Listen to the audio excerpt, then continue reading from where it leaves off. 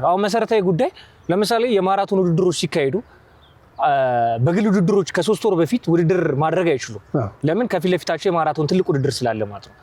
15 ኪሎ ሜትር ሮጠው ሲሄዱ ወይንም 15 ኪሎ ሜትር ላይ በውድድሩ ላይ ተሳትፈው ከ10 እስከ 15 ኪሎ ሜትር ሲሳተፉ ለዛ ተስማምተው ፊርማ ወስደው ገንዘብ ያገኛሉ።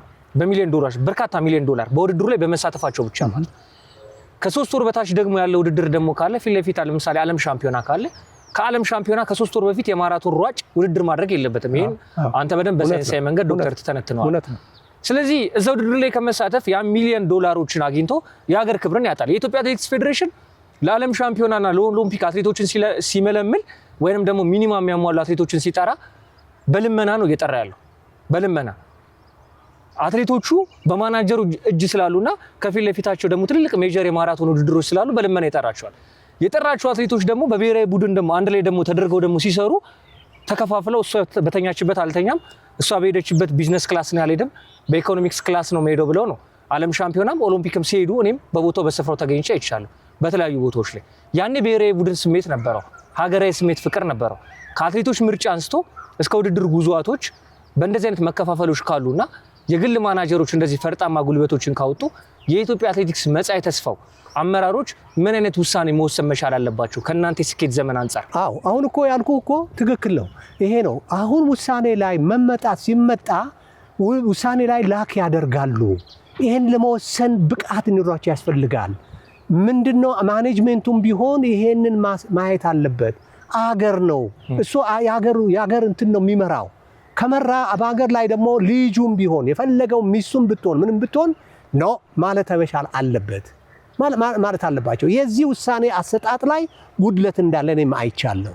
ለምን ዛሬ ማኔጅመንቱን የሚመራው ማን ነው? አትሌቱ ነው ወይም ደግሞ አሰልጣኙም ነው። አሰልጣኙም አይሆንም ይላል። አይሆንም ይሄ ካልተወዳደረች ይሄ ካልተወዳደረ እኔ አልፈቅድለትም ይላል። እሱ እኮ ነው ፈቃጁ። አየህ ፌዴሬሽኑ ነው እንግዲህ መፍቀድም ይሄን ትወዳደር ብሎ ማለትም ያለበት እሱ ነው። ምንም ማለት ያለበትም እሱ ነው እና ነው ይላል። ይሄ ጉድለቱ ምንድነው? አንድም የብሔራዊ አሰልጣኞች ያለመኖራቸው ነው። ምክንያቱም ከውጪ ሰብስበው የምታመጣው አትሌት አፍም የለውም ሊናገርም አይችልም። ከዛ ብታመጣው ነገ በኔ ነው እኔም ደግሞ አንድ ቀን ባጠፋው ነገር እኔንም እንደዚህ ያደርጉኛል ብሎ ዝም ነው የሚለው ስህተቱንም እያወቀ ማለት ነው። አየህ ስለዚህ ንጹህ የሆኑ ከምንም እንትኖች የሉልበት አሰልጣኞች በስነ ስርዓት የሚሉ ከሆነ ነው አትችልም አንተ አትሌቱ እኔ ጋር መጥቶ መሰልጠን አለበት ብሎ ማዘዝ አለበት። ከዛ በኋላ እምቢ አለ አይደለም እንዴ? እምቢ አለ ሰው ሆን ቅድም ያልኩ አንዱ አሰልጣኝ እምቢ ካለ አይሆንም ካለ እሱንም አትሌቱንም ሁለቱንም ማባረር ነው። በቃ እሷም እንዳትሮጥ ለአይፋ አሳውቀ እንዳትሮጥ ማድረግ ነው። ትእዛዝ ካላከበረ እኮ ለፌዴሬሽኑ ትእዛዝ ካላከበረ እኮ አይደግፈውም እኮ አለዛ ማን የትኛው ሀገር እሺ ብሎ እንትን ያደርገዋል? አየህ ስለዚህ ያ ነገር በመብታቸው አንድ ጊዜ ይሄን ከተጠቀሙ ከዛ በኋላ የሚመጣ ሁሉ ስሙዝ ሆነ ነው የሚመጣው፣ አይበላሽም። ያ ይጎላል። ያ መጉደልም የለበትም። እኔ እነዚህ ስራ አስፈጻሚ ወሳኝ ነው። በቃ ይሄን ታደርጋለህ አድርግ፣ አታደርግም ሁለታችሁም ሂዱ፣ በቃ አለቀ። ገባህ? ምን አለበለዚያ እንዴት ትኩረት መስጠት አለበት መንግስት በዚህ በአትሌቲክሱ ላይ ምን አይነት ትኩረት መስጠት አለበት? ወይ መንግስትማ ምን ይሰጣል? ምንም አይገባም እሱ። ምክንያቱም ፖለቲካ በምንም ተአምር ስፖርት ውስጥ ሊገባ አይችልም። መንግስት እንትን አይደለም። ኢንፋክት አገሩ እንትን ሲጎዳ ግን ዶክተር አሁን መንግስትና ስፖርት አይገናኙም። የማይገናኙ ግን ደግሞ በተጓዳኝ ደግሞ የሚሄዱ ናቸው። ለምሳሌ ኢትዮጵያ እኮ ኦሎምፒክ ላይ ደምቃ ስትመጣ እኮ መንግስት ይሸልማል። ዓለም ሻምፒዮና ላይ ደምቃ ስትመጣ ይሸልማል። ውሳኔዎችና የስራ አስፈጻሚ ጉዳዮች ላይ የአትሌቶች ምርጫ ላይ አይገባም። ግን ደግሞ በተዘዋዋሪ ደግሞ ስፖርቱን ይደግፋል። አልፎ አልፎም ደግሞ ለክልል ስፖርቶች በጀት ሲመድብ እንመለከተዋል። ስፖርቱን በበላይነት ይጠብቃል ማለት ነው። ግን ደግሞ በውሳኔዎች አይገባም። ስለዚህ የማይጠላለፉ ግን ደግሞ በውጭ የሚሄዱ መስመሮች ናቸው። በውጭ ነው። ስለዚህ የኢትዮጵያ ስፖርት እኮ እየሞተ ነው ካልን የመንግስት ውሳኔ በአመራሮች ረገድ ብቻም ሳይሆን በሌሎች መንገዶች ላይ ምን መሆን መቻል አለው? አሁን እኮ አይገባም ስልህ እኮ እንትን ማድረግ አይደለም የሚገባበት መንገድ ይተምሳለ አገሪቱ የነበራትን ስታተስ እያጣች ነው የሚለውን ነገር የሚመለከተው መንግስት ነው ይመለከታል በርግጥ እና እነዚህን ደግሞ የማስተካከል ግዴታ ነው። ሰራተኛ እኮ ነው መስሪያ ቤቱ እንደ መስሪያ ቤት ነው እንደ ተቋም ነው። ተቋም ሲበላሽ መንግስት ይገባል ኦፍ ኮርስ። ግን ያ ማለት ደግሞ የለም አንተ ፕሬዚዳንቱ ለምሳሌ ውረድ አንተ ልክ አልሰራህም ብሎ ሊለው አይችልም። ምክንያቱም ያ የሚመለከተው ያንን ለመነሳትም በህግ በሰነ ስርዓት አለው አስቀምጧል። ጠቅላላ ጉባኤው ነው ያ ነው የሚያወርደው።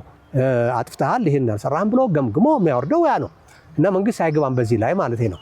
እና ስለዚህ እንደዛ ካልሆነ በስተቀር ተቋሙ ሲበላሽ ግን ማቃናት ትክክለኛ መንገድ ይዘው መስራት እንዳለባቸው ግን ይመለከተዋል፣ ያገባዋል በዛ ረገድ እንጂ ሌላ በአሰራሩ ላይ እንትን በማድረግ ላይ እዚህ ላይ ጥንቃቄ ማድረግ ያስፈልግበታል ማለት ለማለት ፈልጌ ነው።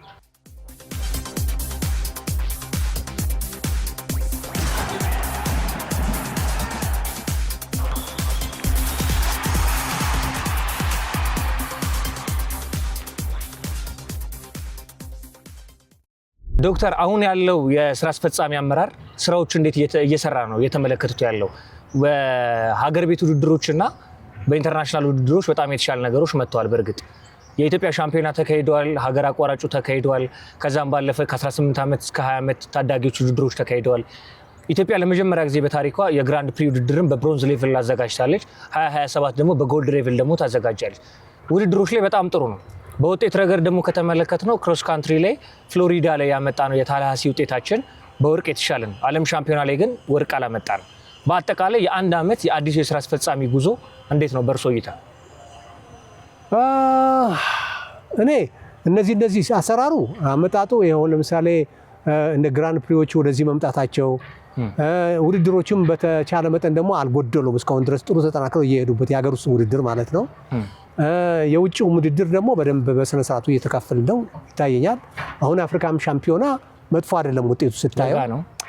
አሁን ችግሩ የሚመጣው መቼ ነው? የዓለም ሻምፒዮናዎችና ኦሎምፒኮች ሲመጡ ነው። እዚህ ላይ አፍሪካ ብቻ ነው። በአፍሪካ ላይ በእርግጥ እኛ ይሄን ዓለም ዶሚኔትም መደረግ የለብንም። የድሮ የምናገኘውን ቦታችን ያገኘነው አንዳንድ ጊዜ በእርግጥ አንደኛ የሆንበት ጊዜ ነበረ። አሁን ደግሞ ወደ ሶስተኛ ሁለተኛ ምናምን የሆንበት ጊዜ አለ። አሁን ያችን ቦታችን እናግኝተናል። ያ ስናየው አበረታች ነው፣ ጥሩ ነው። ግን ያ ማለት ደግሞ ዓለም ላይ ዓለም በሙሉ ነው የሚሳተፍበት። ዓለም ደግሞ ሁሉም ጋር የፈለከው አገር ወርቅ ማምጣት ነው የሚጥረው በነዛ ላይ። አሁን እንደዛ በሚጣርበት ጊዜ በሚሰራበት ጊዜ ያለው ስራ የለዛ ያበቃና ላይበቃንም ነው ሁሉ ትልቁ ነገር። በኔ ዘንድ በዚህ በሁን ያያያዛችን በጭራሽ ሊበቃ አይችልም። አንደኛ አትሌቱ እኮ እርስ በርሳቸው እኮ አይተዋወቁም እኮ። እርግጥ አይተዋወቁም ስለ በውድድሩ ላይ አብረው ሮጠውም አብረው ትሬኒንግ ሰርተውም አይገናኙም። ስለዚህ ስልት እናውጣ እስቲ፣ አንተ ምራ እኔ ደግሞ ከኋላ እከተላለሁ በኋላ ነው ያልፋለሁ የሚለውን ነገር መጀመሪያ አሰልጣኙ ባለበት ቁጭ አድርጎ ሲመካከሩ ምን ሲሉ ያንን ስልት ይዘው ነው የሚገቡት።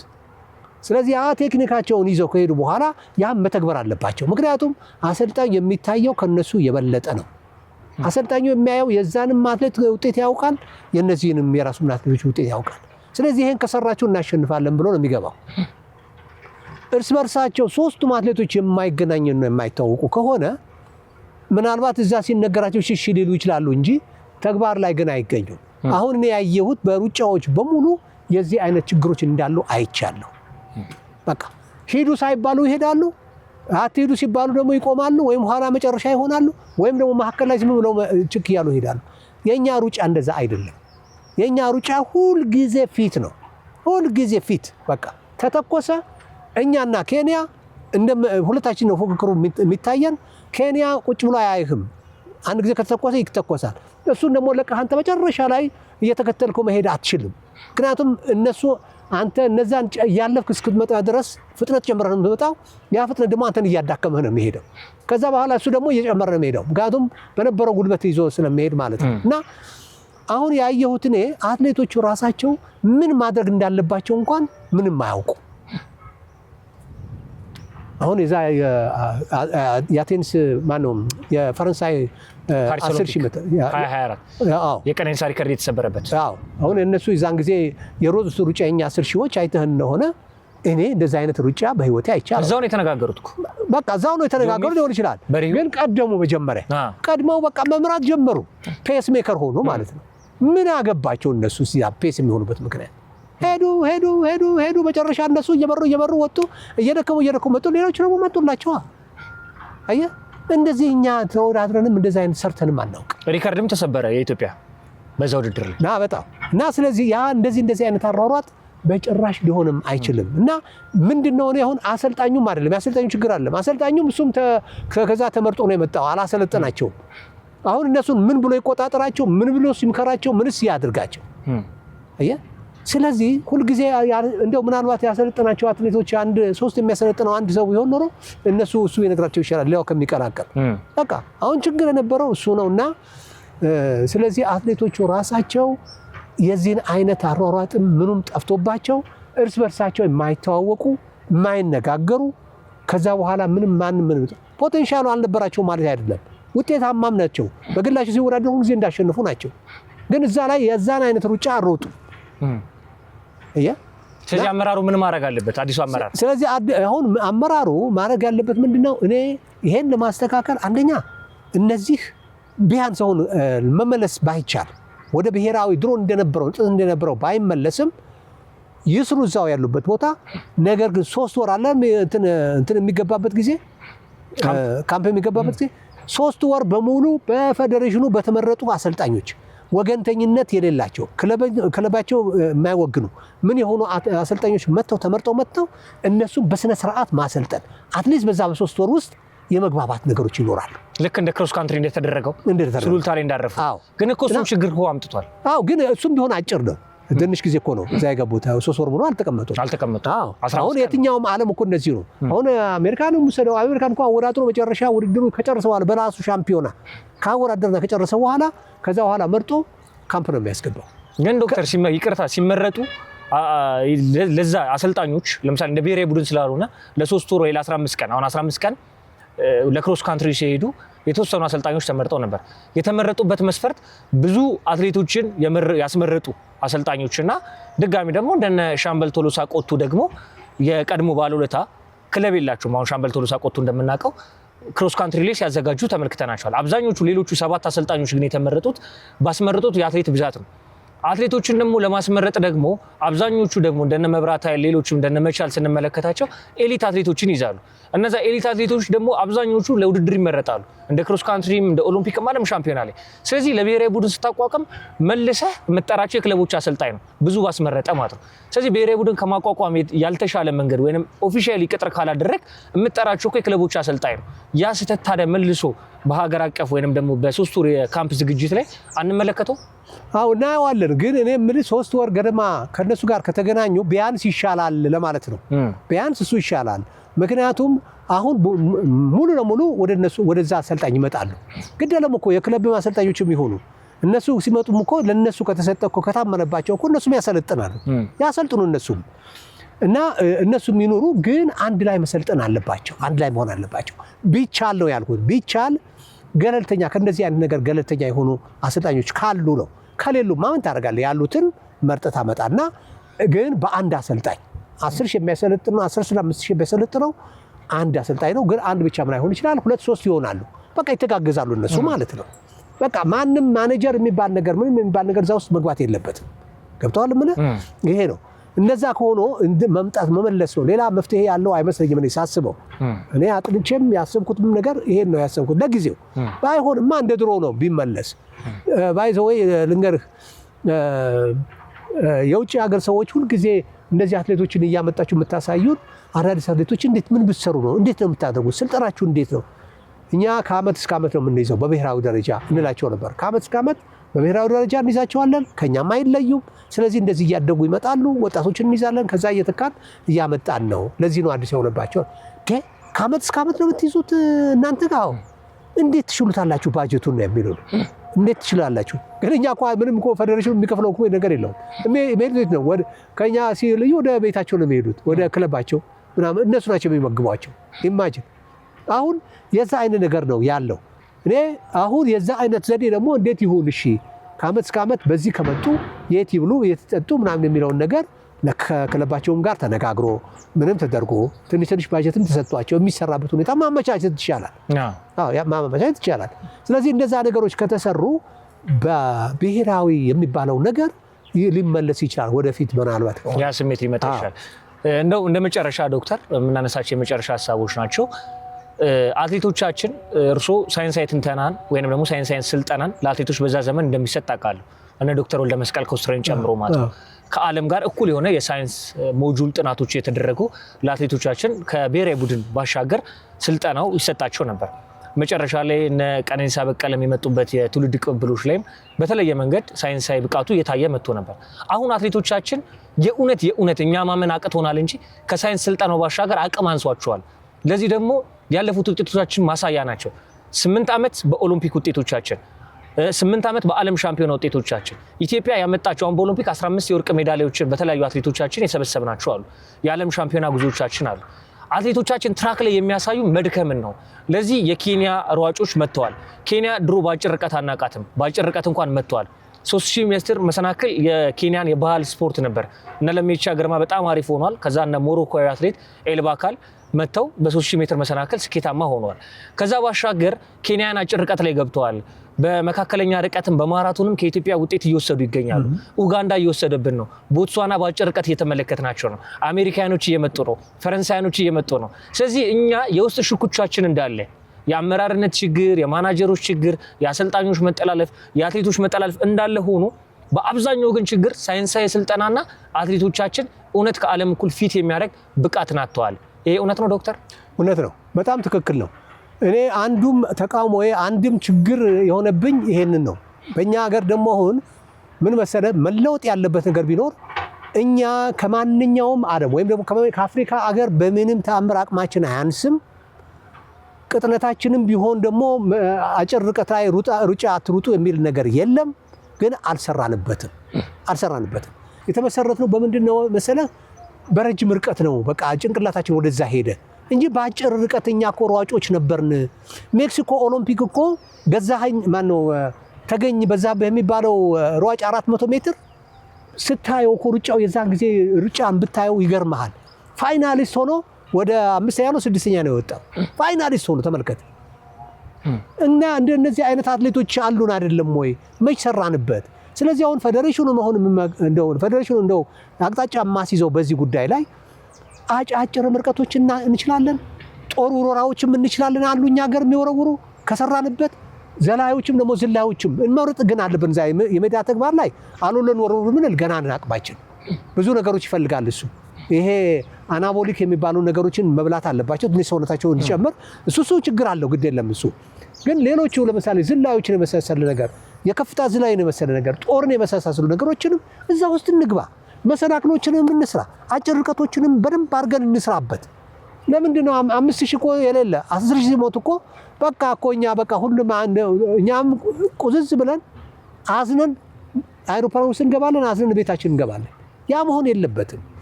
እንስራ አለ 400 ሜትር የሚሮጡ አሉ። ሪሊ ብንሮጥ እናሸንፋለን። ሪሊ እኮ የአፍሪካ እኮ ሻምፒዮና የሆነበት ጊዜ እኮ አለ። አዎ የአፍሪካ ሻምፒዮና የዛን ጊዜ የነበረው ቲም እኮ ዓለም ላይ ብታስገባው እኮ የዛን ጊዜ እኮ ፋይናሊስት የሚሆን ቲም ነው። አስበው እንግዲህ እነዛ ታዲያ እኛ መቼ አጥን ነው? እና ስለዚህ አሁን ባጀት ፌዴሬሽኑ አሁን የምነግረው ነው በኔ በአነስተኛ እውቀቴ ባጀት አጭር ርቀት ላይና እነዚህ የተመረጡ ስፖርቶች ላይ በጀት ይበጅትና እያበላ ያጣ ገንዘብ መብላት ይፈልጋሉ። ግን መብላት ያስፈልጋል፣ መጠጣትም ያስፈልጋል ጉልበት እንዲኖራቸው። ስለዚህ እነዚህን ሰዎች በብሔራዊ ደረጃ ከዓመት እስከ ዓመት መያዝ አለበት። በ4 እና ከ5 ዓመት በኋላ ውጤታማ ይሆናል። እመነኝ። በቃ ይሄ ካላደረግን እኛ ዝም ብለን ብቻ ማራቶን ብንጠብቅ 10000 እና 5000 ብንጠብቅ ምንድነው ጥቅሙ?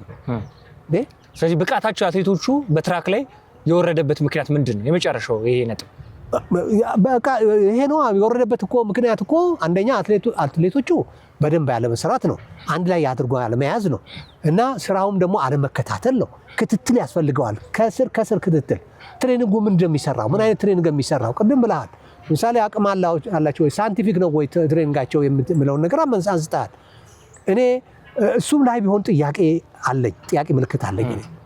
ምክንያቱም እውነትም አትሌቶቹ በብቃት ካሰለጠንካቸው ትሬኒንጋቸው በደንብ ከሰጣቸው ከአንተም ጋር ሊለዩ አይፈልጉም። ለምን? ውጤት እንደሚያመጡ ያውቁታል። በትሬኒንጋቸው እድገትም በትሬኒንግ ጊዜም ያዩታል። እና ብዙ ክትትል የሚፈልግ ትሬኒንጉ ደግሞ አሰልቺ እንዳይሆን እየቀያየርክ እያወላዳህ እያስተማርክ እየሰለጠንከው መሄድ አለበት። እንዲህ ማድረግ መቻል አለበት። መመካከርም ያስፈልጋል። ደግሞ ሁልጊዜ አዲስ ነው ደግሞ ትሬኒንግ ሁልጊዜ አዲስ ነው። ሳይንሱ ይቀየራል። በጣም ፋስት ነው፣ በጣም ፈጣን ነው ከዘመናዊ ሳይንስ ጋር። ያ ሳይንስ ደግሞ ፈጣን ሆነ አብረህ ካልተከተልከው ሌላው ይመጣብሃል። አሁን እኮ አውሮፓ እኮ የመጣብን እና እዚህ ዛሬ አሜሪካና አውሮፓ እኮ ረጅም ርቀት እኮ የመጡብን እኮ ምንም የሚጨምሩት ነገር የለም። ሳይንሱ ነው የተጠቀሙት። የእኛ አሯሯጥ አዩ፣ ምን እንደምንሰራ አውቀውናል። ልክ የእኛ ስልጠና ወስደው ከፍተኛ አልቲቱድ ያለበት ቦታ ሄደው ይሰለጥናሉ፣ ይመጣሉ፣ እኛን ተቋቋሙ። እኛ ግን ከነሱ መራቅ አልቻልንም። እዛው ነው ያለነው፣ እዛው ነው የቆምነው። ስለዚህ ሳይንሱ ይጎልናል። ሙሉ ለሙሉ እነግርሃለሁ ይጎልናል። ብዙ ነገሮች ይጎሉናል። ከሳይንሱም ጋር አንሄድም፣ ስልጠናም አናደርግም። በአመት አንድ ጊዜ ተሰብስበን እንኳን ምን ተሻሻለ፣ ምን የተሻሻለ ህግ አለ፣ ምን የተሻሻለ ሳይንቲፊክ ሜቶድ አለ የሚለው ነገር የሚያውቀው ሰው የለም። ስለዚህ ይሄን ብቃት አንተ ዶክተር የጀግናው አትሌት ምሩጽ ይፍጠር ማንሳት እንችላለን። ምሩጽ ይፍጠር ማርሽ ቀያሪው፣ ኃይሌ ገብረስላሴ በኦሎምፒክ በዓለም ሻምፒዮና የደመቀ አትሌት አለ። ከዛ በኋላ በትራክ ጀግናው አትሌት ቀነኒሳ በቀለ እናነሳለን። ገብረ እግዚአብሔር ገብረ ማርያም፣ በሴቶችና ወርቅነሽ ኪዳኔ እናነሳለን። ከነዚህ ጀግና አትሌቶች ጀርባ እጅ ነበረበት በሙያው በማሰልጠን የኢትዮጵያ ሳይንስን በማወቅ ድጋሚ ደግሞ ለትውልድ ቅብብሎች በመስራት የኢትዮጵያ አትሌቲክስ ፌዴሬሽን ለምን እድሉን ሰጥቶ በብሔራዊ ቡድንም ሙያ እንድታበረክት መንገዶች እንዲያመቻቹልህ ገፍታ አልጠየቅም ወይንስ ከነሱ ጥያቄ አልመጣም? የመጨረሻ ጥያቄያችን ነው። ባይገርምህ እኔ በእርግጥ አነጋግሮኛል፣ ስለሽም አነጋግሮኛል። በፊትም ኃይልም በነበረበት ጊዜ ኃይልም አነጋግሮኛል። እንደውም እኛ በዛን ጊዜ ልክ እነዚህ ታዳጊ አትሌቶች እኔ እዛ መመለስ አልፈልግም፣ ምክንያቱም ከዛ ከፌዴሬሽኑ ተገፍቼ ነው የወጣሁት። በጣም የምወደው ስልጠናዬን ማፈቅራቸው አትሌቶችን ትቼ የወጣሁት በፌዴሬሽኑ ምክንያት ነው ብዬ ወጥቼ ነበር። በኋላ እሱ ተመረጠ። እንዳጋጣሚ እባክና እና አብረን እንስራ ዶክተር ምናምን፣ አንተን ስልጠናና አሰልጣኝነት እንፈልገዋለን፣ እኔ እባክን ወደ ስልጠናው አልግባ ይቅርብኝ፣ ከፈለክ በሌላ መልኩ ልርዳህ አልኩት። እሺ ምንድነው? ሌላም ደግሞ ሀሳብ አለን፣ እኛ ምን ማንዋል እንፈልጋለን፣ አትሌቶች ህፃናቶች ከታዳጊዎች ጀምረን ማንዋል እየሰራን እንድንሄድ የስልጠና ማንዋል እና እሱን ብታግዘናል። እሺ አሉ። ተቋቋምን። ጥሩ አሰልጣኞች ተመረጡ። በፌዴሬሽኑ ተመርጠው ገባን። ያን ማንዋልን ሰራን በደንብ አድርገን፣ የታዳጊዎች ማለት ነው።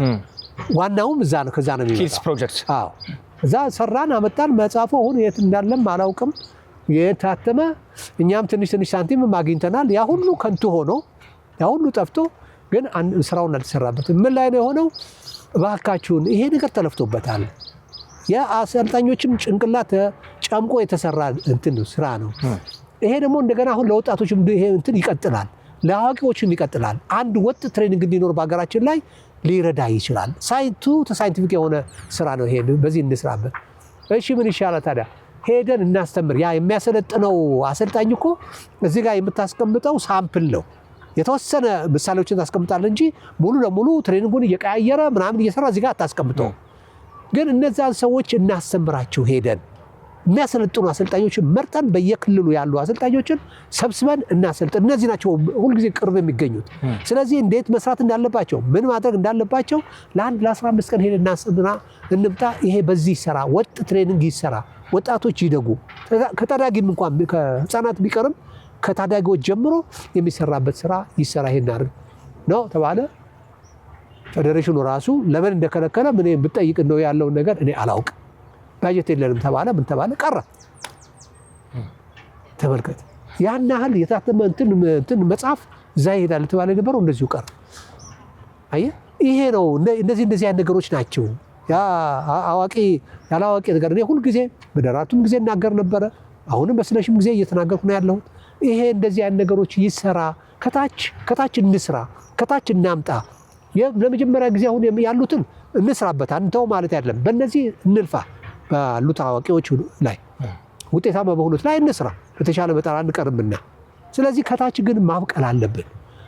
እንደዚሁ በአጭር ርቀትም እንምጣ፣ እንስራ። አሁን ባጀት በጅቶ ለነዚህ ተብሎ ይበጀትና ለምሳሌ እንደዚህ እንደ ወጣቶች አካዳሚ ለምሳሌ ምግብ እዛው ይሰራል፣ ምንም ይሰራል አይደለም። ያንን አሻሽሎ ምግቡንም በደንብ በስነ ስርዓት እንዲመገቡ ተደርጎ እዚሁ እየተመገቡ እዚሁ ስራቸውን እየሰሩ ወደ ቤታቸው ይሄዳሉ። ቤታቸው ይደሩ ከተፈለገ ያ ምግብ ብቻ እንዲያገኙ የሚፈልጉት አትሌቶች እና ይሄ እንደዚህ ከተሰራ ይመጣል ከማንም አናንስም እኛ እና ግን ገና ሲመረጥ ግን ከመጀመሪያው ሲመረጥ ግን የእውቀቱ ያላቸው አሰልጣኞች ተመርጠው ሄደው መልምለው የሚያመጣቸው ልጆች ግን መኖር አለባቸው በየኢቨንቱ በቃ ይሄ ከተሰራ እድገት እናገኛለን ግን አሁን በዚህ እየተሰራ አይደለም ስለዚህ ወደፊት ሙያን በደንብ ናው ጠየቀኝ እሺ በቃ እኔ ተባብራቸዋለሁኝ ምናልባት በስልጠናው በኩል እኔ እንጃ ገና ጭንቅላቴንም አላሳመርኩትም ለምን ብትለኝ እኔ ይቅርታ አድርገልኝና አትሌቱም ከባድ ነው በሆነ ሰዓት እኔ አውቃለሁ የሚል አትሌት ነው ምክንያቱም አንዳንድ ጊዜ አትሌቱም ራሱ ማኔጀሩንም የማኔጀር የሚያሰለጥነውም ይመራዋል የለም ዛሬ ይሄን ነው የምንሰራው ይሄን አንሰራም ካለ በቃ እሺ ስራ ነው አይነት ነገር ነው ያ ደግሞ ከኔ ጋር አይሄድማ